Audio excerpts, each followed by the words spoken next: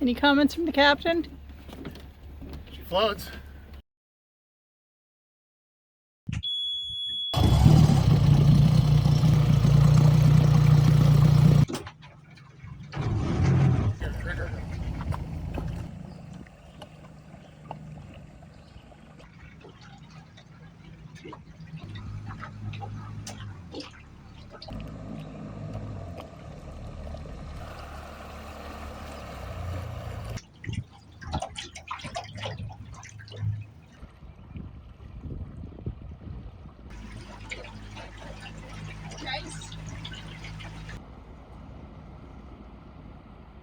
Turns on a dime and just skips around.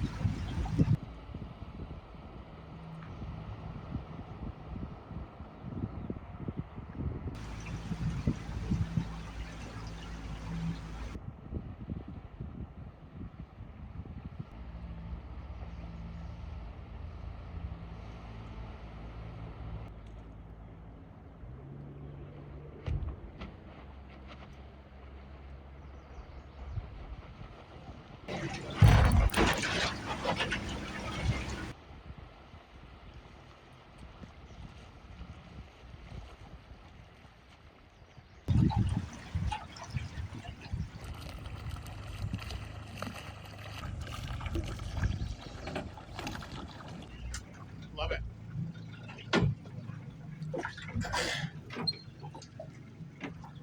Up to 10,000.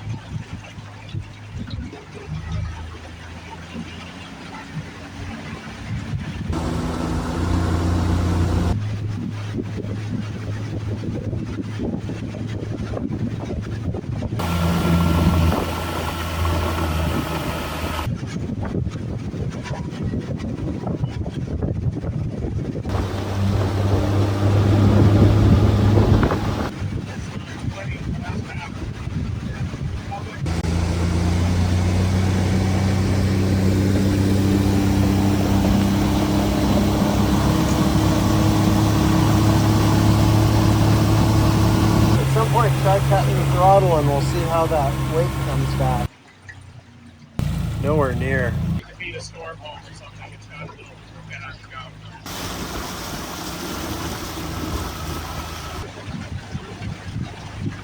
They're on the point.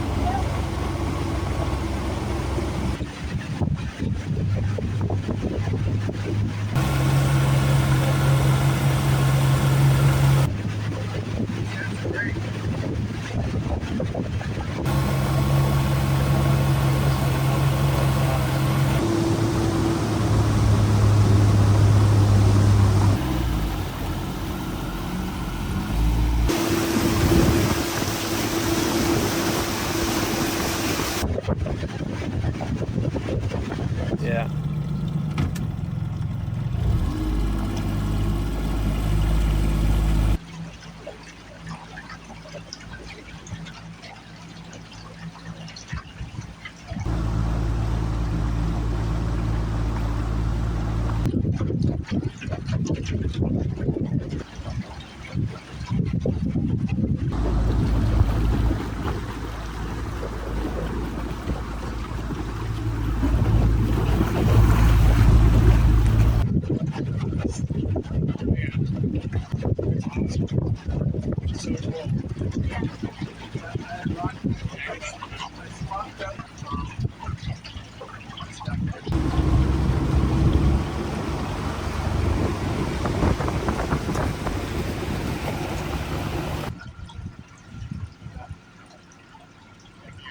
Anyway, so. That's right.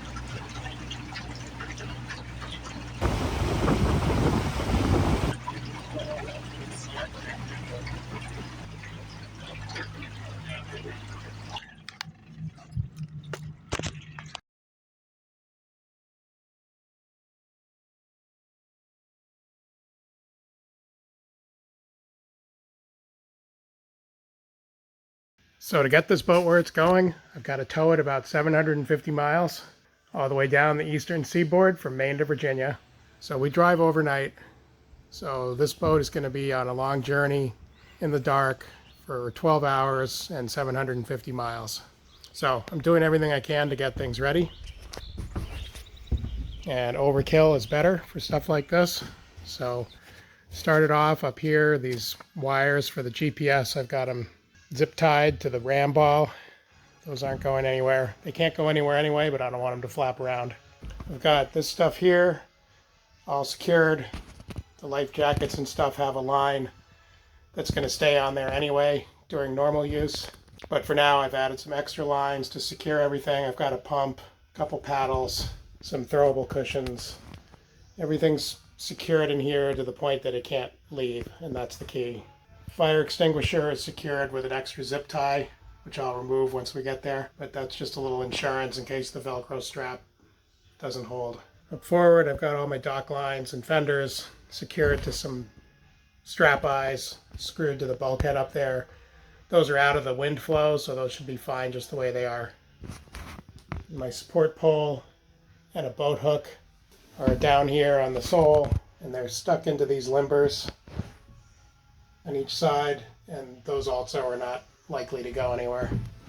I've got the bimini frame folded and the rear struts removed, and I've secured it back here with some line, and I've got it all chafe protected with some rags on both sides. This is good and secure. I can't move it at all. I just tied it down to those strut mounts back here on each side, and the whole thing's taped together in a zillion places. I'm going to put the fuel tank in the truck, and I've got the fuel line here, which is quote, permanently attached to the filter. I've got it all zip tied just so it can't move. And just keep it out of the way. That's all temporary. It's just for the trip. The engine will stay down just like it is. Doesn't move when underway, thanks to this no feedback steering. And down is the best position for it. It's got tons of clearance to the ground. Nothing to worry about there. Otherwise, there's nothing else loose in the boat, and that's the way it should be, just so I don't have to think about it. Got a spare tire strapped to the trailer underneath. Boat kind of sits on it, but not really, but a little shock absorber, I guess. And then I've got two straps securing the boat to the trailer, well protected wherever they might rub. This forward one runs behind the forward cleat across the deck, and the after strap runs up right behind the bulkhead, forward of the bimini mounts, and all well protected wherever it rubs. And this one goes right to these rings on the trailer. Boat's solid. I've got the garbage drain plug out, so if we go through rain or whatever, the boat's not going to fill up. And there's no plugs in these upper scuppers either in the outboard well. Those are secured in my bag, the boat bag, tool bag that goes with the boat. Everything's hooked up, ready to go, do a light test. One great feature of this truck is it has an automatic light test function. So you just start it and it goes through and cycles all the turn signals and brake lights and running lamps. Very handy. So you don't have to have somebody else to do it, or you don't have to run back and forth to the truck and keep switching the stalk and hitting the brake and all that. Safety chains, brake cable, lights, all good to go. Spare tire. Straps are good and tight. Check the tire pressure. Check the lug nuts. Eyeball checked all the nuts on the bunks and stuff that I adjusted. They're all nylock nuts. They're all nice and tight. It is a brand new trailer, so I'm really not anticipating issues, but you never know. I've got grease in the truck, lug wrench, impact gun, tape, straps, etc., etc. See you in Virginia. So we made it. Very uneventful trip. Almost 12 hours exactly, door to door.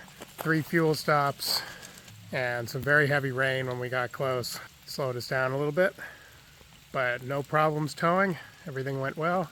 It's raining now, so we're going to focus on some other stuff right away. But it was a good trip. Glad to have the boat here. Like I said, we went through some really heavy rain driving down here. It was only about 10 minutes, but it was very hard to see. Didn't stop, but almost had to. And look at the water that's in here. and we were driving. Surprised there's not more up forward. I'm gonna have to bail out the forward part because the forward part of the boat doesn't self-drain into the cockpit. But once I get the boat situated, then I can get this aft part to drain out through the plug in the stern. So the boat finally has a name. This is it. Hopefully you get the reference. If not, well, you're too young. I ordered the vinyl in a font that I thought matched the name. This was a very simple one to do. This transom is completely flat, so I didn't have to worry about curving the letters at all. So I did it dry. I usually use a little water and soap slurry that allows me to reposition the letters easily, because on many transoms that are curved, you have to change how you put this on if you want it to appear straight. Otherwise, you get a smile effect that you see on a lot of boats. But this transom's flat, so I just measured down. It's 3 inches from the top to the top of the shadow.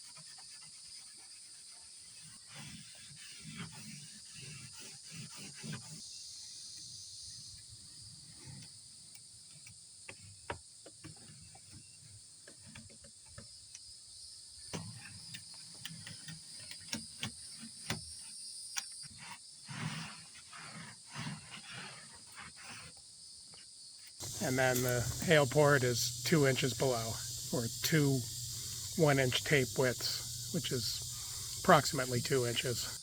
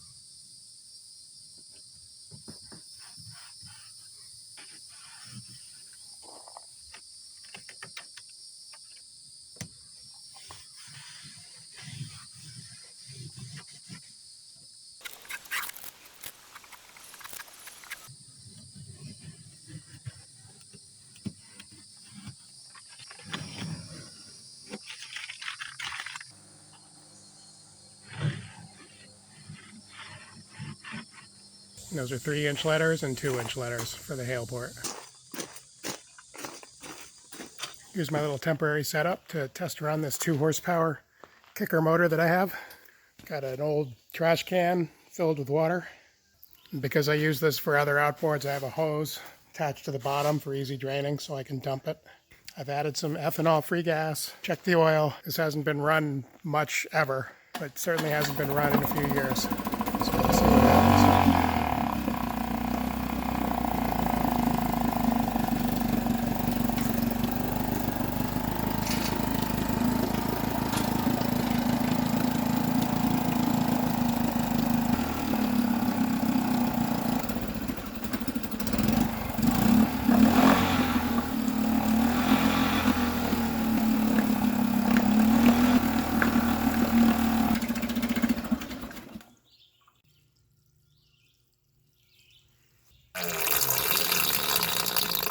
Here's how my Suzuki 2 horsepower kicker worked out in the end. It's quite tight over here, but I've got it so it avoids the steering arm, or the steering arm avoids it, just barely, while it's in this stowed position. And I can make it turn if I needed to use it, especially if I tilt up this handle. That way I can turn it the other direction, otherwise this hits the transom. But I feel good having it on there. We'll just see how it all goes.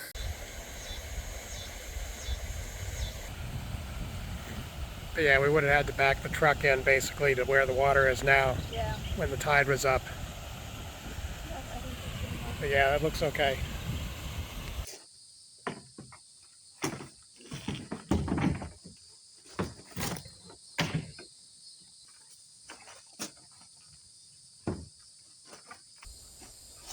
ready for launch day tomorrow.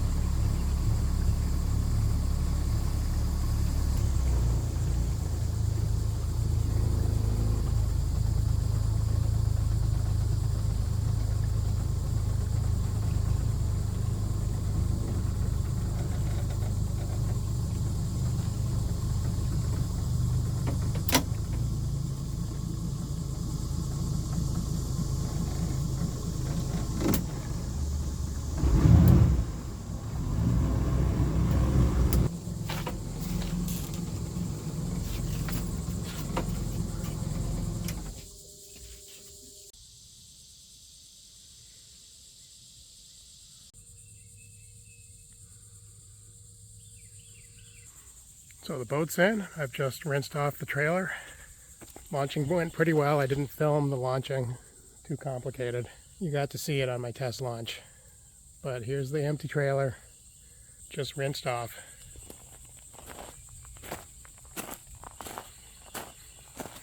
Now I'll go park it somewhere. And the boat's at the dock here. We're going to need some fenders on the pilings, which hopefully I'm going to go get right now. And I need a breast cleat or two, maybe one on each side, for some spring lines.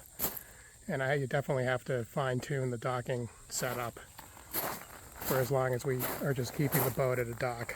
If we were going to keep it long-term at the dock, I'd do something completely different, but I'll get it worked out. But the first order of business is some kind of protection on those pilings, those 3 pilings, because the forward-most one, as you can see from here, is rubbing the trim on the deck, which I don't want. And I can't really avoid because I need to keep the lines kind of slack to allow for the tide. We are supposed to be getting a boat lift put in. It's not going to happen right away, but as long as I have it by next year, I think we're good. The boat's going to be in the water for about 3 weeks right now. And obviously I'll pay attention, make sure it's safe. But I've already identified the need for those piling things. I have some on order, but I might be able to get some locally, which I'm going to find out very soon. Anyway, here we are. Boat's at home. This is where she'll be.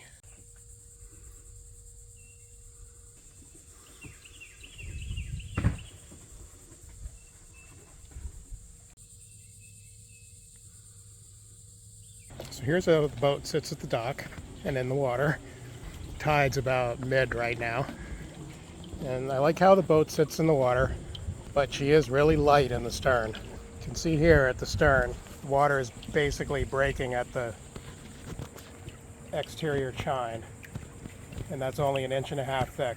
So the boat's drawing 1.5 inches at the stern here, even with the kicker, even with fuel, just forward of the bulkhead. And that's fine, but it does mean a couple things. One, it means at its natural position like it is here, any water that gets in the boat actually does not drain aft towards where the pump is. It collects more at the forward end where the bulkhead is.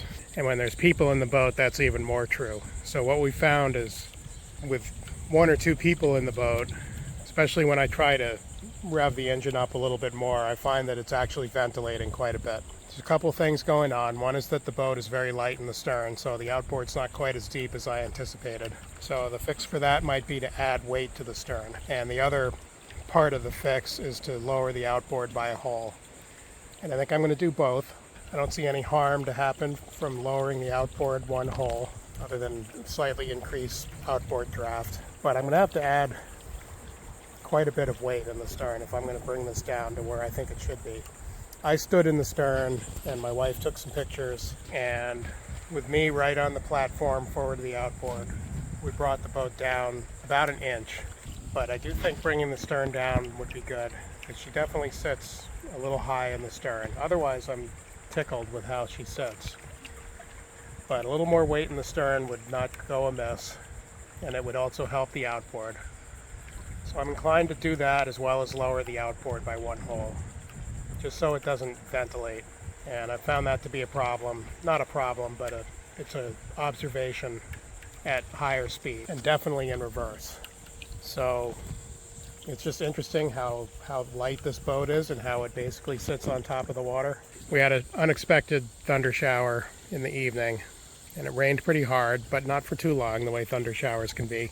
And the next morning, there was probably 1 inch of water in the boat, all throughout the cockpit, as you can see here. And even when I stood in the stern on the outboard platform, it didn't bring the stern down enough for all that water to flow aft and activate the bilge pump. So I had to bail it all out by hand. And at the moment I don't have a hand pump, so I did it all with a big sponge, and it took forever and it was not enjoyable. So I put the cover on. We're supposed to have some rain coming up, and I think I'd rather put the cover on than bail the boat out, because that was a hassle. And the cover is not bad to put on. I didn't anticipate putting it on all the time, but here it is for now. It's a great cover. It's not 100% watertight because it has to go around the bimini, but that's okay. It would hold out most of the water. So a few little minor things to be dealt with as we move on with this boat. Overall, I love how she sits, but some weight in the stern would help things out quite a bit. And here we are from the other side. She sits about the same, side to side. No list, but I think the boat looks great. These are just minor adjustments, and honestly, the main reason for this adjustment for adding weight is to try and get the boat so that it drains aft to where the pump is.